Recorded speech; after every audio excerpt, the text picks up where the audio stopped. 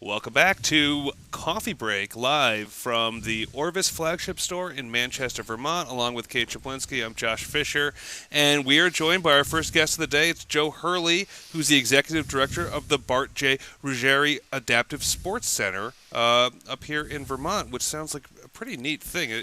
So you guys help out people who amputees or what's it? We work with all sorts of different types of disabilities. Everything from a cognitive disability like autism, Down syndrome, to physical disabilities like spinal cord injuries, amputees, vision impairments, birth defects, spinal bifida, cerebral palsy, and everything. So we have a wide range of people that we work with. Which is so great. So you help get everybody out there. Basically, we try to, someone once said, equal the playing field, so that everybody has an opportunity to do the same thing in sports.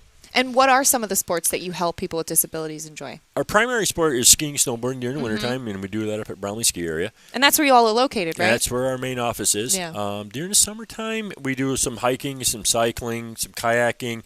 We're in the process of putting together a golf program for people with disabilities equally as well. We're very active. We try to become, we just try to be able to incorporate anything that people want to do. Right. And what I think is fascinating is a lot of times maybe somebody with one of these disabilities, wheelchair bound or whatever, they maybe don't feel like that opportunity is available to them. So do you have to kind of change somebody's mindset too when they come see you guys? Yeah, a lot of times, we give them the opportunity to be able to try it to see that they can do it. We've always had a motto of, the only limits that someone has are the limits that they set themselves.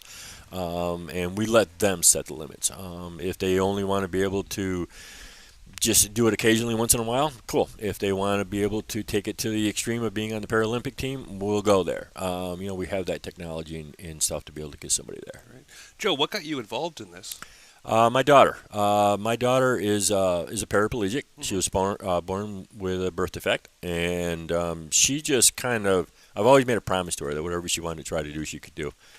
So we did, and she's a very active person, and she does a lot of skiing and cycling in summer and karate and stuff, and it kind of got me involved in it, and I've just been going with it for a very long time. Wow. You have a background in ski instruction, right? Yeah, my background in ski instruction dates back probably a long time, about 24, 25 years of teaching, and of course I skied way before that equally as well. I'm on education staff with Professional Ski Instructors of America for the adaptive, which makes it nice, and it kind of gives us a way to stay on top of the current ways of teaching. So you must have a very highly trained staff to be able to work with such a range of different disabilities. We have all our staff is all volunteer based. Wow. And we spend a lot of time working with the volunteers to give them the tools that they need so they can go out and make it happen. We have one other paid staff person who's an administrative person, and she's in the field often enough. As a matter of fact, that's where she is today. But they go through a lot of trainings, and we try to make sure that they have what they need to be able to do. Yeah, and I imagine it's very rewarding for them as well. Yeah, there's a rewarding side of it. Yeah. It's really kind of cool. It's to be able to take somebody and teach them how to ski, and then all of a sudden, I think, for me, the reward is to see mom and dad go ski with them. Right. And for me, that's amazing. Ski together as a family. Exactly. Yeah, and I was going to say, are there any stories that stand out to you, maybe recently or just, in your time? It was kind of interesting. We had this little 3-year-old started last year, as myself, I gave it to a different person to teach, who's actually in a piece of sit-down equipment, and I was having her teach, and the kid cried. I mean, cried. That's all he did, and for the whole season.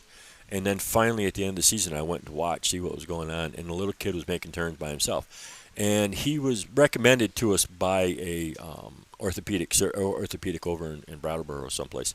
And he was doing really, and Mom came up to me, and she kind of said, she kind of figured it was going to be a one-time deal, and that's it.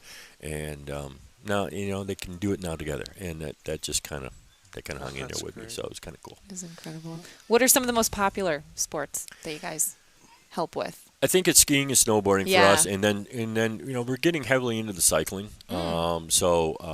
We a lot of people seem to be interested in doing that and trying to get some of that going. So Great. That's What sort of awesome. events do you guys organize? we do some fundraisers.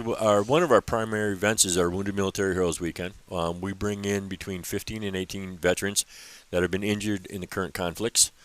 Those injuries can sustain anything from PTSD to TBIs or traumatic brain injuries to amputations or something in this nature. We bring them in. We have a free weekend for them and one family member. We do housing, which is some of the great people of the Manchester, Peru, Londonderry areas that open up their homes to them, which is really cool. Wow. They go there, they spend the weekend, they come to us at Bromley, they ski, snowboard. It's an opportunity for them to get away and to not think about what's going on in their life. Right. So, and then we also do we have some fundraising events and stuff that we do. We do a cycling event, we do a golf event, and that sort of stuff. So it sounds like you get the community involved also. We try to get as much community involvement as we can. That's great. It's a running theme up here. Yes. In Vermont. Right. Yeah, we've been noticing that a lot. Which is And great. you mentioned a 3-year-old. So what's the age range that you work with? I say our age range is from 3 to as old as 3, as young as 83. I had a guy that I used to ski with Parkinson's. He was 83 years old, and it Wow. was just a lot of fun to ski with. That is so cool. Wow. So how often do you get out skiing? I'm usually on the hill almost every day. Wow. Good for you. I get out and, if nothing else, to be able to help the students or see them or whatever. Yeah. But, doing the administrative side, which is I take care of that a little later in the day. But I try to get out as often as I can. Now, is it just about the sports, or is it also about when you're off the slopes, what you're teaching people? What we're trying to do basically is we give them a lifelong sport or an activity that we can teach them to become a lifelong sport. We feel that those sports, being active in life, being active will help build self-esteem. I've seen some kids that have come to us that had very low self-esteem, and by the time we got done with a season or two, all of a sudden they're starting to do things more in their local schools and stuff. They're starting to come out of their shells. So I really feel that some of the stuff that we do helps to Get some confidence. instill some of that. That's great. How can people find out more about the Bart Center? We have a website, which is awesome. We're also on Facebook, and if people, we're always looking for volunteers. Come find us. And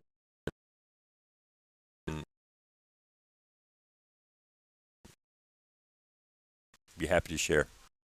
Cool. And it's just The website's.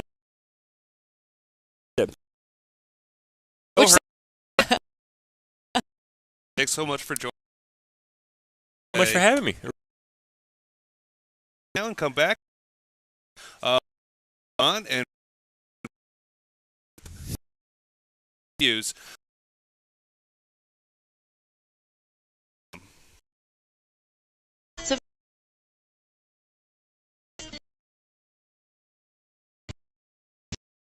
Call us